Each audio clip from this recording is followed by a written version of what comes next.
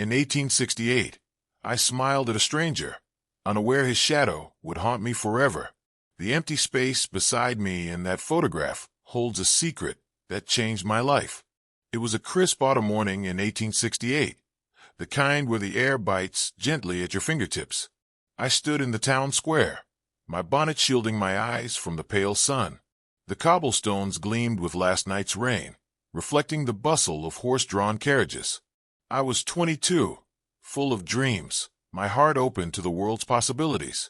A photographer had set up his tripod nearby, a rare sight in our small town. His camera, a hulking contraption, drew curious glances from passers-by. I smoothed my dress, a simple blue muslin, and adjusted my shawl. The crowd parted, and that's when I saw him, a stranger, tall, with eyes like storm clouds. He stood apart, his coat worn but elegant, watching the world with quiet intensity. Our eyes met, and I smiled, a fleeting gesture of warmth. He nodded back, his lips curving slightly, but there was something unreadable in his gaze. The photographer called for volunteers, and I stepped forward, drawn by curiosity. I posed alone, the camera's lens staring like a cyclops. When the image developed days later, the space beside me was empty, but I swear he stood there. The photograph haunted me. I kept it tucked in my bureau, pulling it out under candlelight. The empty space beside me seemed to shimmer, as if it held a secret. I remembered his eyes, how they seemed to see through me, not at me. Back then, photography was new, almost magical, capturing souls, some said. I wondered if it had captured something else that day. The town buzzed with gossip about the stranger, but no one knew his name. He'd vanished after that morning, leaving no trace. I asked the photographer, Mr. Harrow, if he'd seen the man. He frowned, claiming no one stood near me during the shot. My heart sank, but I pressed him, describing the stranger's sharp cheekbones and dark coat. Mr. Harrow shook his head, his eyes uneasy. That night, I dreamed of the stranger, his voice whispering my name. When I woke, the photograph lay on my pillow, though I'd locked it away. Days turned to weeks, and the mystery gnawed at me. I began noticing odd details in the photograph. The edges of the empty space seemed blurred, like a smudge on reality. I visited the town's library, poring over books on photography and the occult. Some claimed cameras could capture spirits, things unseen by human eyes. I laughed it off at first, but doubt crept in. The stranger's face lingered in my mind, vivid as if I'd known him forever. I started sketching him, charcoal smudging my fingers as I traced his features. Each night, the dreams grew stronger. He stood closer, his hand almost touching mine. I confided in my friend Eliza, who warned me to burn the photograph. She said it was cursed, that I was inviting something dangerous. But I couldn't let go. The empty space felt alive, pulling me toward answers I didn't yet understand. One evening, I returned to the square where it all began. The cobblestones were dry now, the air heavy with coming winter. I stood where the photographer had set up, clutching the photograph. The town felt different, quieter, as if it held its breath. I closed my eyes, picturing the stranger's face, his storm cloud eyes. A chill ran through me, and I heard a whisper, my name, soft as a breeze.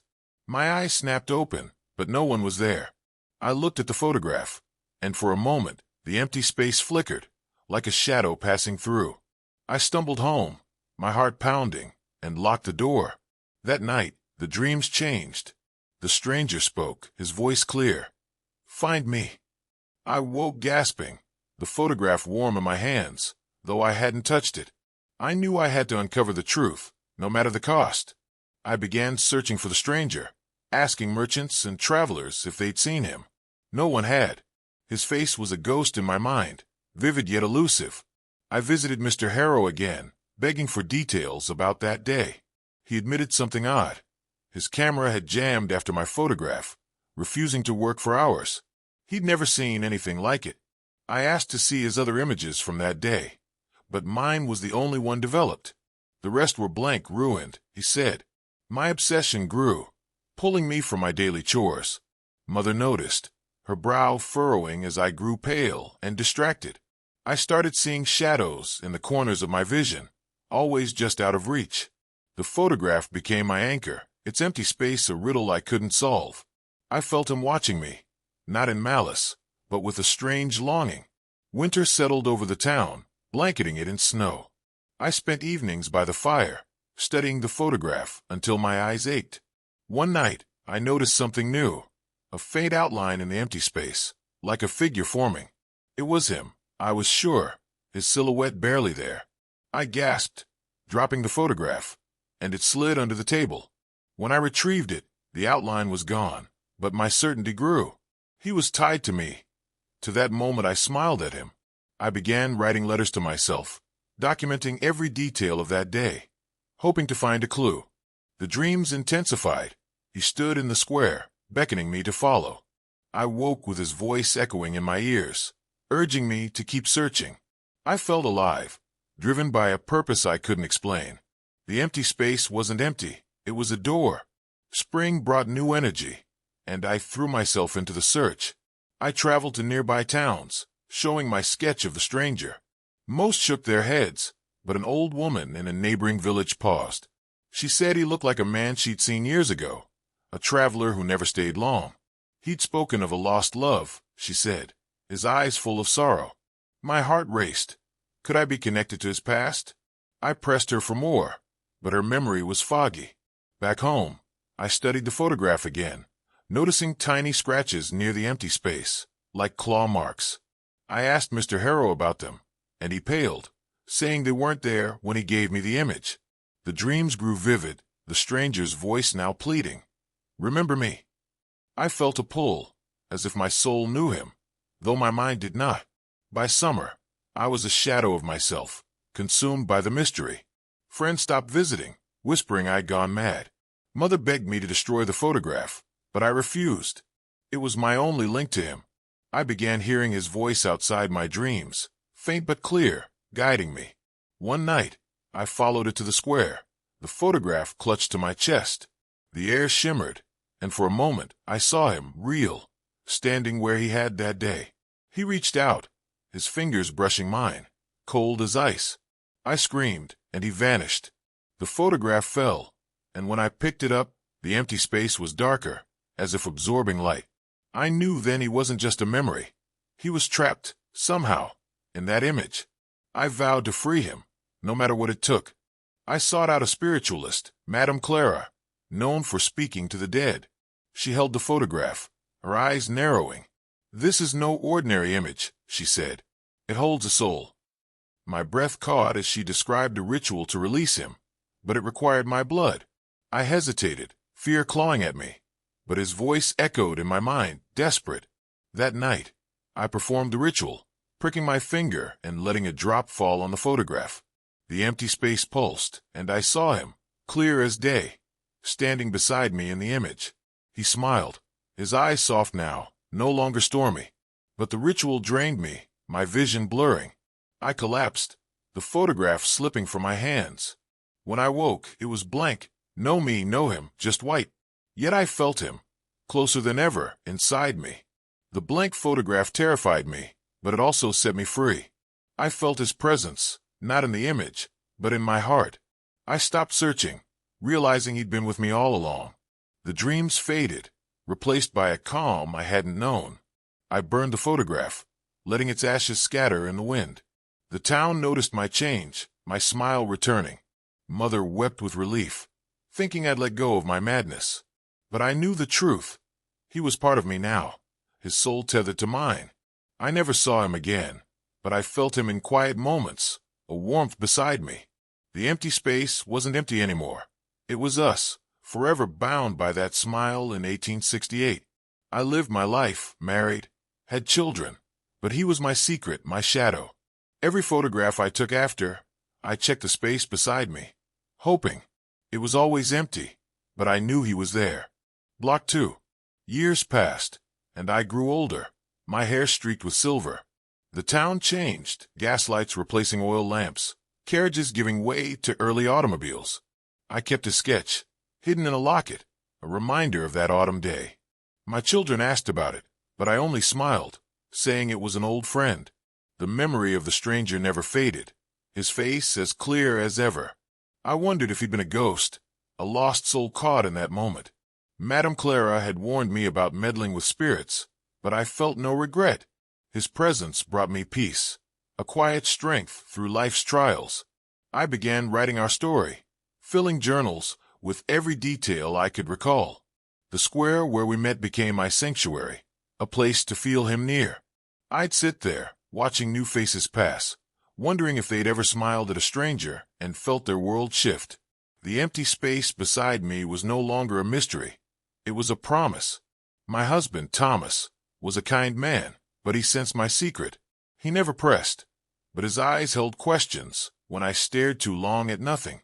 I loved him, but the stranger was a part of me Thomas could never touch.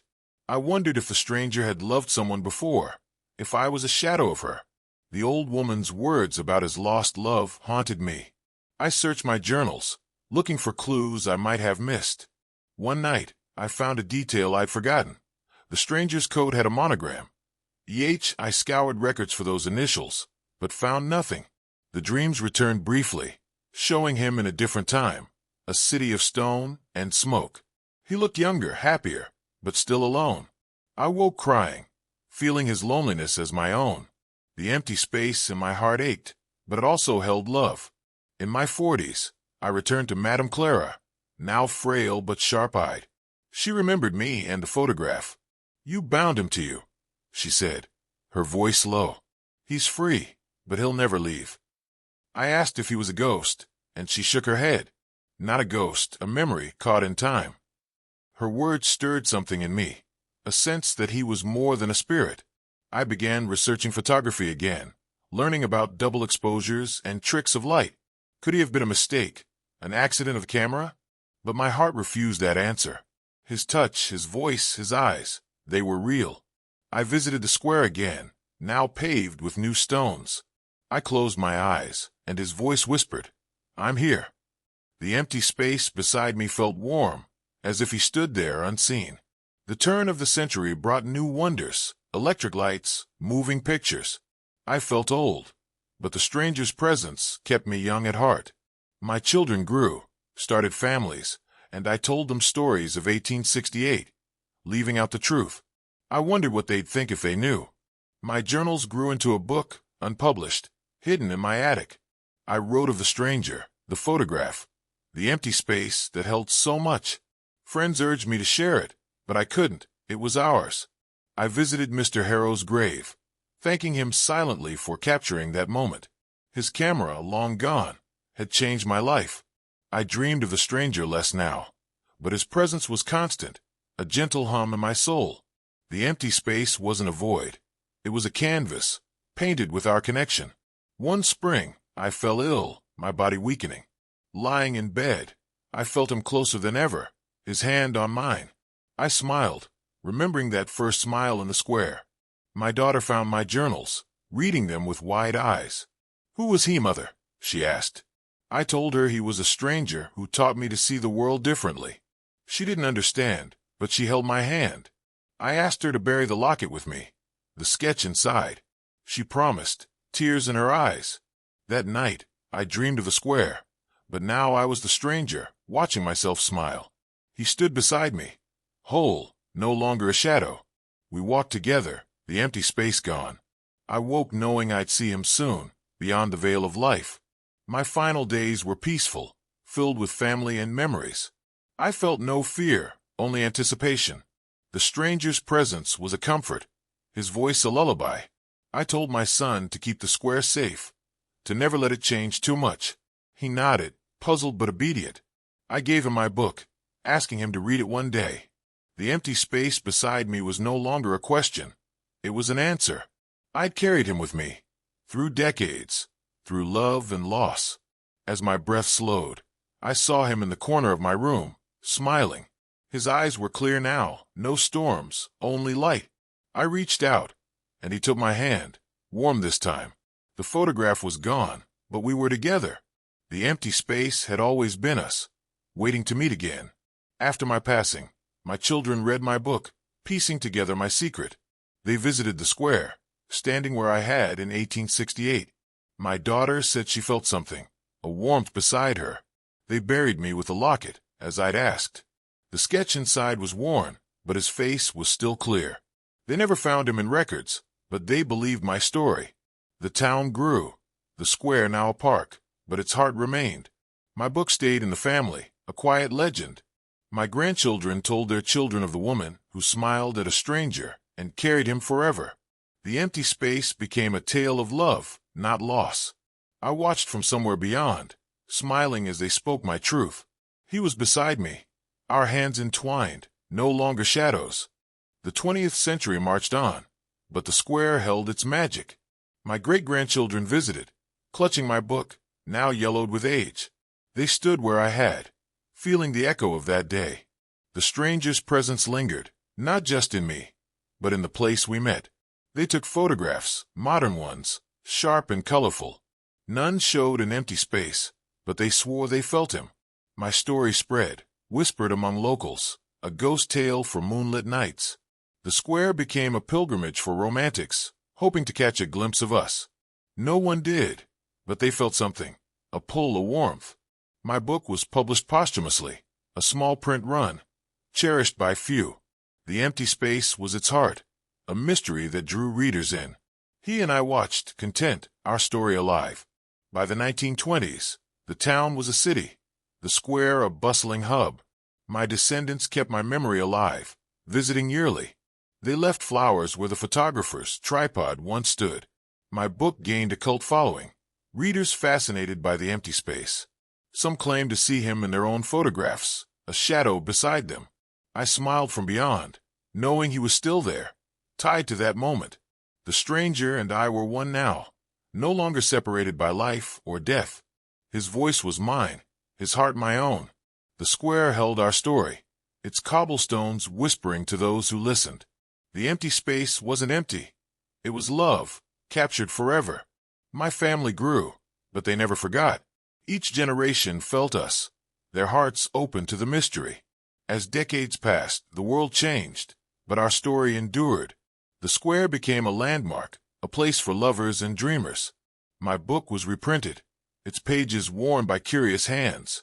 Readers wrote to my family, sharing their own encounters with empty spaces and photographs.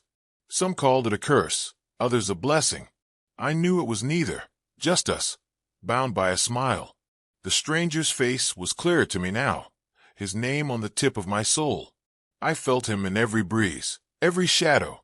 My descendants built a small plaque in the square, honoring my story. It read, "For the woman who smiled at a stranger, 1868.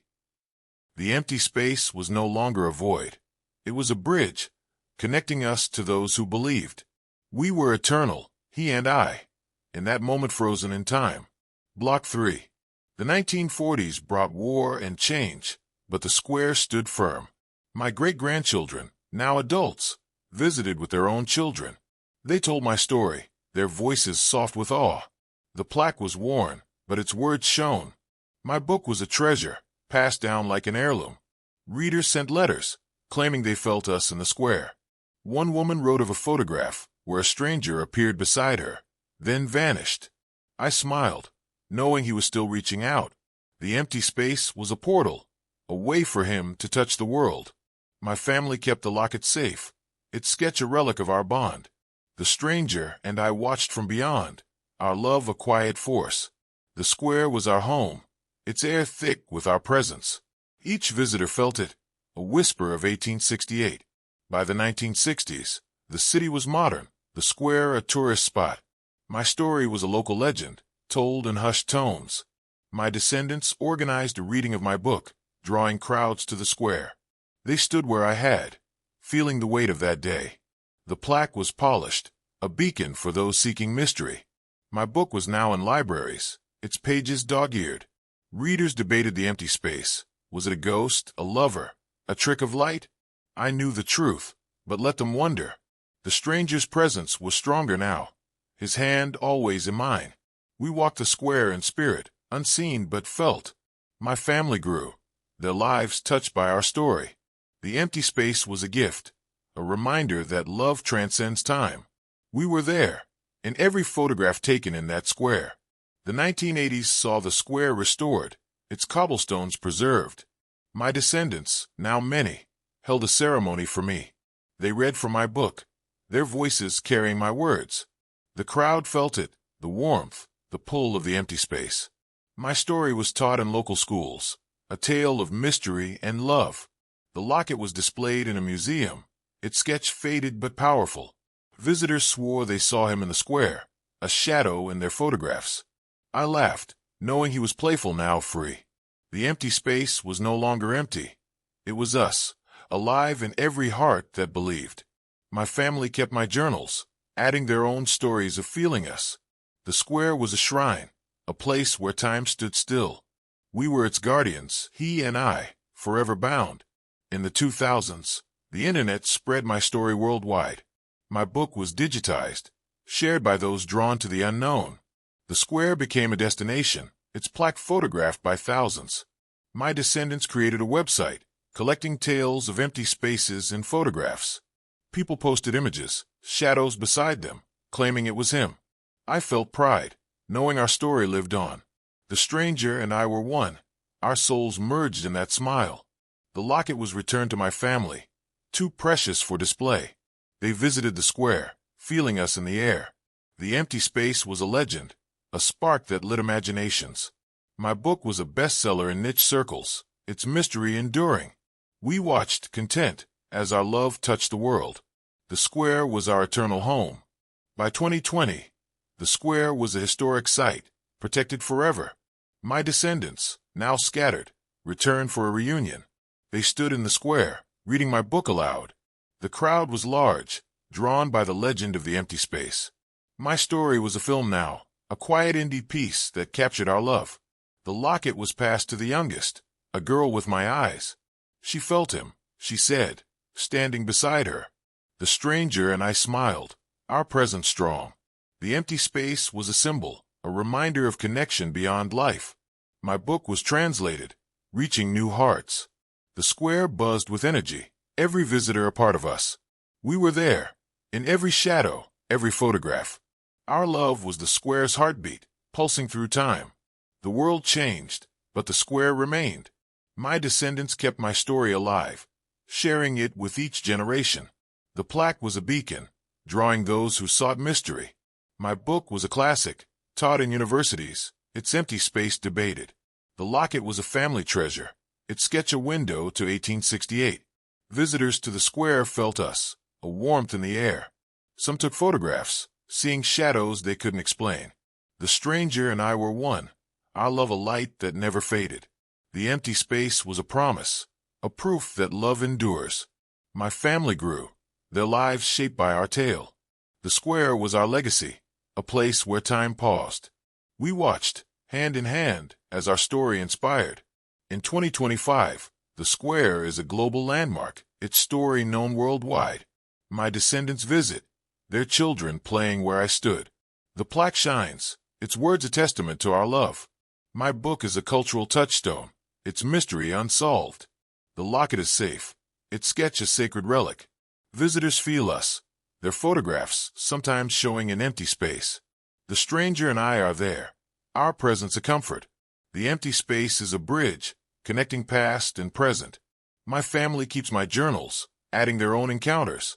The square is alive, its cobblestones whispering our story. We are its soul, he and I, forever one. Our love is the empty space, filled with eternity. The square sees new faces, but we remain. My descendants tell my story, their voices echoing mine. The plaque is a pilgrimage site, its words carved in hearts. My book is a beacon, drawing those who seek the unknown. The locket is passed down, its sketch a link to 1868. Visitors feel us, their hearts open to mystery. The empty space is a legend, a spark that lights the world. My family grows, their lives touched by our love. The square is our home, its air thick with us. We watch, smiling, as our story lives on. The empty space is no longer empty, it's us forever. Our love is the square's heartbeat, eternal and true. As time moves forward, the square stands still. My descendants guard it, their love for me unwavering.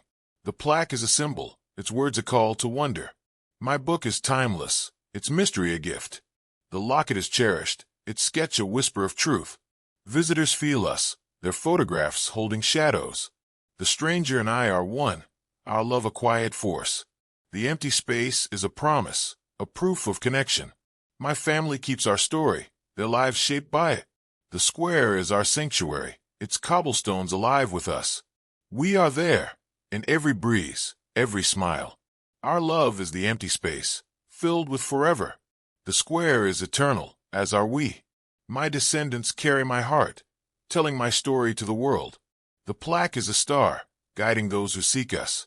My book is a legacy, its empty space a mystery that endures. The locket is a relic, its sketch our bond. Visitors feel us, their souls touched by 1868. The stranger and I are one, our love a light that never fades. The empty space is our story, a love that transcends time. My family is our voice, their lives a testament to us. The square is our home, its heart beating with ours.